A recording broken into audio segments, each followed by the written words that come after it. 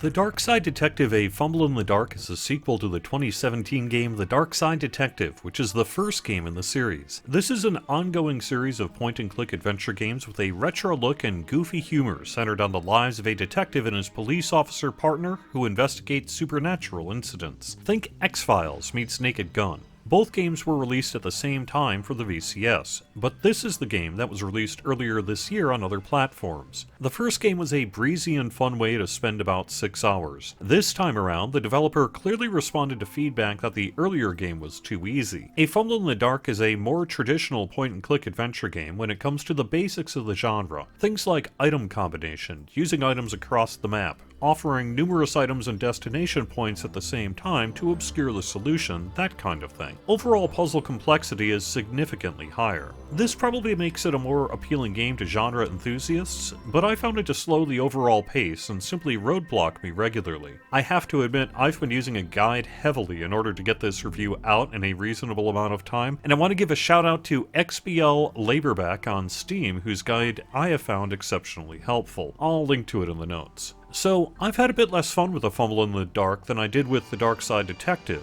although I still laughed throughout. Even though I love traditionally ridiculous puzzle adventures like Grim Fandango and Myst, I appreciate nowadays it's okay to offer more story than gameplay, especially in the indie scene. I didn't have a problem with the ease of the first game. It made progress quick and fun, and it caused the pace of the game to move quickly, which fit well with the funny, witty dialogue. The first half of the game focuses on Officer Dooley, while the second half focuses more on their casework. There are fewer cases this time around, but each case is larger in size, helped in part by the difficulty of progression. I played the game using a VCS Modern controller and found the experience to be excellent. You can also play with a keyboard and mouse. One nice option available to players is the ability to see all available nodes to click on a screen by either using the tab key on a keyboard or by using the right direction on your controller. Thanks for watching. I'll be doing more VCS game videos in the near future, so subscribe if you would like to see it in your feed. Liking the video helps spread the word and lets me know you liked it. I can also be found on Twitch and Facebook. Have fun!